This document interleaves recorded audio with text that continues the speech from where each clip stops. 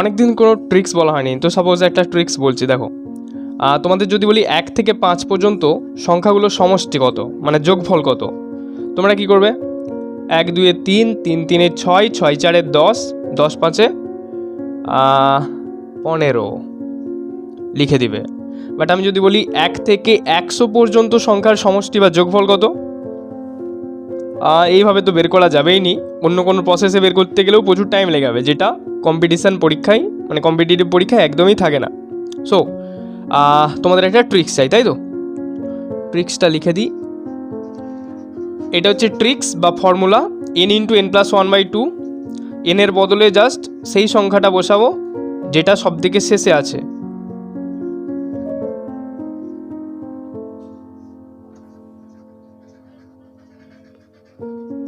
Uttar ready.